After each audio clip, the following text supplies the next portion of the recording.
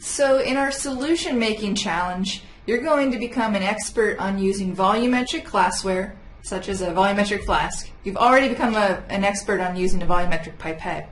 And you're also going to become an expert on using a balance. You may already feel like you're an expert on that, and you probably are. Okay, but in any case, today what we're going to do is weigh out some copper nitrate. And it's actually the trihydrate. Okay, you're going to get a vial of this.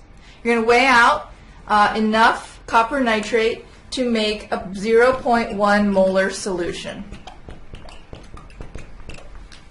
So it doesn't have to be exactly 0.1 molar solution, but you need to know what the concentration is. So you need to know the mass of copper nitrate to 4 decimal places and be able to convert that to molarity. We're going to dissolve in a 50 milliliter flask. Okay, so you need to be able to figure out the molarity of the solution.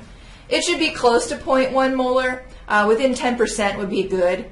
And we're just trying to keep the concentration around this level so that we can use a spectrometer to tell you how close to your expected concentrations you are. And so once you've made your 0.1 molar solution, you're going to dilute into another 50 milliliter flask. And you're going to make a 0.04 molar solution. Okay. Again, close to 0.04 molar. All right. So there's a few things that are important when you are using a volumetric flask. And I do have a separate video on some skills that you need for using this type of flask. But essentially what it comes down to is what you're going to do is take your copper nitrate solid, you're going to put it in your flask, being careful not to spill any solid, not to get any stuck on the lip of the flask, that kind of thing. And you're going to add some water, maybe about halfway full in the bulb of the flask. And you're going to shake to dissolve all of your copper nitrate. It should dissolve relatively easily. But the main thing here is don't fill to the line on the flask with water before you've dissolved that copper nitrate. It's really hard to dissolve a solid when you've filled a volumetric flask all the way to the line. You just don't get the same amount of mixing.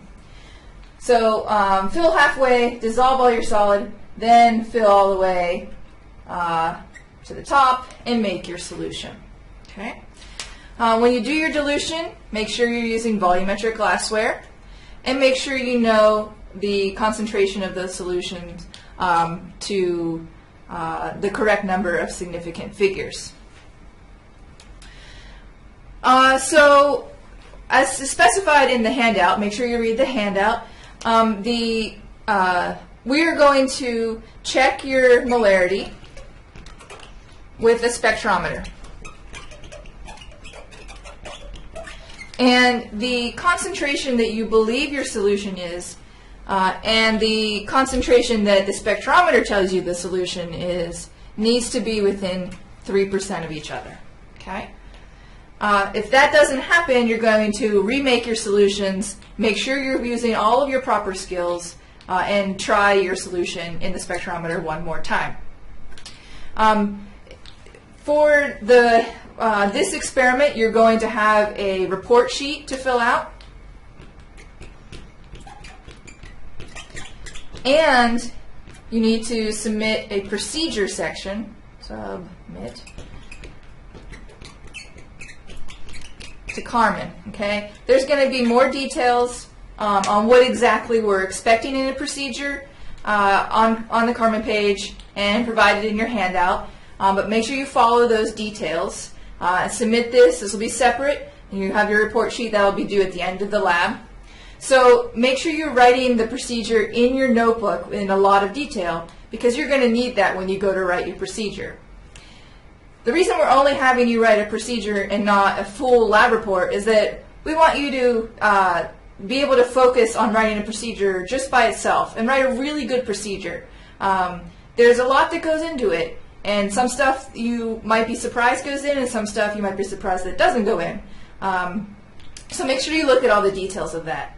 As we go through the semester, we're going to be focusing on different aspects of lab reports with each new experiment that we do, so that you can build up your skills, focus on each section of the lab report individually, and then at the end of the semester, when you go to write your full lab reports, you're going to feel really comfortable writing out those reports.